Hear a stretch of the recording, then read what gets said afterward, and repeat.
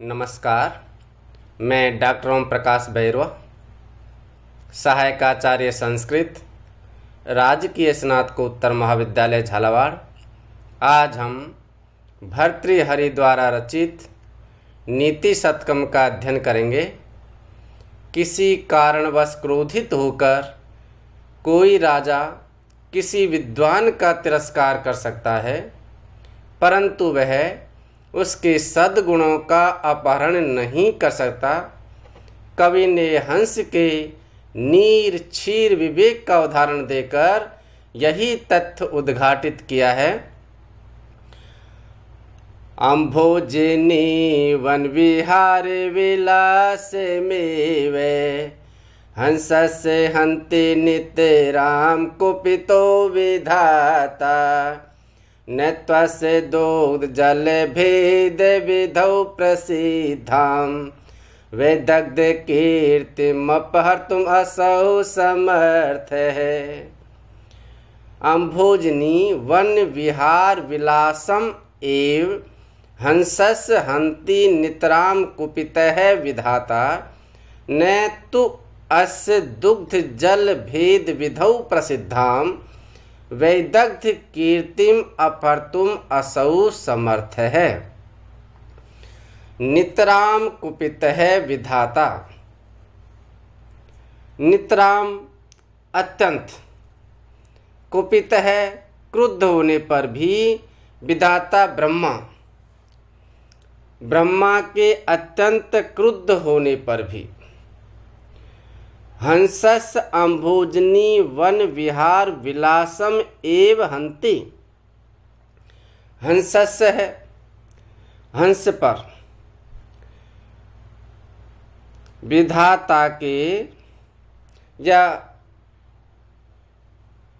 ब्रह्मा के अत्यंत कुपित हो, हंस पर अत्यंत कुपित हो जाने पर भी वह अम्भोजनी वन विहार विलासम एव हन्ति।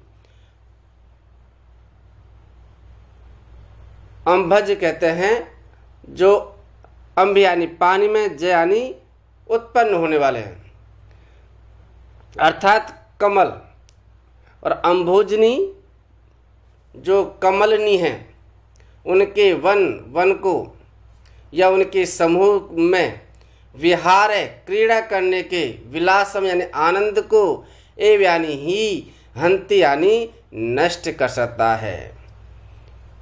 यदि ब्रह्मा हंस पर अत्यंत क्रुद्ध हो जाए तो ज़्यादा से ज़्यादा वह कमलनी वन में हंस को क्रीड़ा करने के आनंद से वंचित कर सकता है, या उस पर, उस कमलनी वन में विहार करने पर रोक लगा सकता है।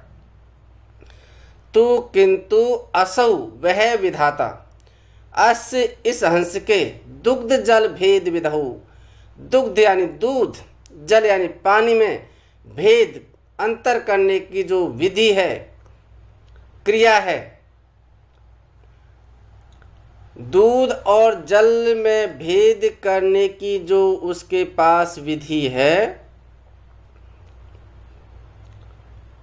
उसकी प्रसिद्धाम, उस जो प्रसिद्ध जो उसकी जो विधि है, जो दूध और, हर कोई व्यक्ति दूध को और पानी को अलग नहीं कर सकता, केवल हंस में ही एक ऐसी कला है जो वह दूध को पी जाता है और पानी को छोड़ देता है। तो ये जो उसके अंदर जो कला है, उस जो प्रसिद्ध कला, उसको वैदग्ध कीर्तिम, वैदग्ध यानी जो चतुरता की, कीर्तिम यानी यश है या कीर्ति है, उसको अपहर्तुम न समर्थ है।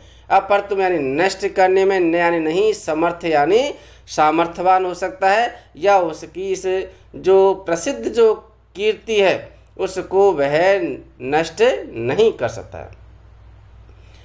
यदि ब्रह्मा, उसका जो वाहन है हंस और आसन है कमल, अर्थात वो पुष्कर में कमलनी वन में रहता है, किसी कारण से यदि वह विधाता उसके वाहन हंस से नाराज हो जाए तो ज़्यादा से ज़्यादा वह कमलनी वन अर्थात पुष्कर में या मानसरोवर में हंस को कमल वन में या कमलनियों के बीच में समूह में जो क्रीड़ा करने का जो आनंद है, जो अटखेलियाँ वो करता है, उस अटखेलियों के विलास यानी आनंद से ही उसको रोक सकता है। ज़्यादा ज़्यादा वह मानसरोवर में या पुष्कर में हंस को जल क्रीड़ा करने पर पाबंदी लगा सकता है, किंतु वह उसकी जो दूध और जल को भेद करने की जो उसके पास प्रसिद्ध विधि है, कला है, उस कला और जिसकी वजह से उस कला को वह नष्ट नहीं कर सकता, और जिसकी वजह से उसकी वैदग्ध कीर्ति, जो चतुरता की जो उसकी जो कौशलता है, उस कौशल का जो यश है, उसको अप्रतुम नष्ट करने में वह विधाता समर्थ नहीं हो सकता। अर्थात निर्क्षीर विवेक जो उसके पास कला है, उस कला को वह नष्ट नहीं कर सकता। उसी प्रकार से कोई राजा यदि किसी विद्वान पर अत्यंत क्रुद्ध हो जाए, किसी कारण से उससे रुष्ट हो जाए, नाराज हो जाए, तो ज़्यादा से ज़्यादा वह उस विद्वान के स्वच्छंद विचरण पर प्रतिबंध लगा सकता है, परंतु वह उसकी विद्वता की प्रसिद्धि को नहीं रोक सकता है। अम्भोजनी वन विहार विलासम, अम्भोजनी नाम वनम तस्मिन विहार है तस्य विलास है तत्पुरुष समास तम। ऐसे दुग्ध जल भेद विधौ दुग्धम च जलम च द्वंद्व समास तयो भेद है तस्य विधि तत्पुरुष तस्मिन नीर क्षीर विवेके।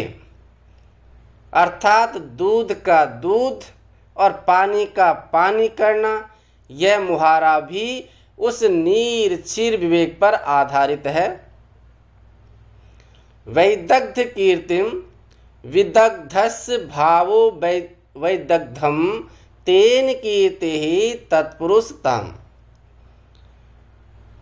इस श्लोक में विद्वानों के गुणों की प्रशंसा की गई है। घमंडी राजा कवि के धन को छीन सकता है, उसके आवागमन पर प्रतिबंध लगा सकता है, परंतु वह उसके जो वैदुष्य है, विद्वत्ता है, जिसकी वजह से उसकी संसार में चारों तरफ प्रसिद्धि फैल रही है, उस प्रसिद्धि को नष्ट नहीं कर सकता है।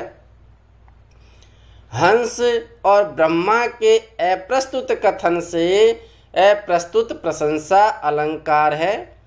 इस श्लोक में वसंत तिल का छंद है। इसका लक्षण इस प्रकार है, उक्ता वसंत तिल का तबजा जगौ गे। इसमें तगण, भगण, जगण, जगण और 2 गुरु होते हैं। कुल 14 वर्ण होते हैं।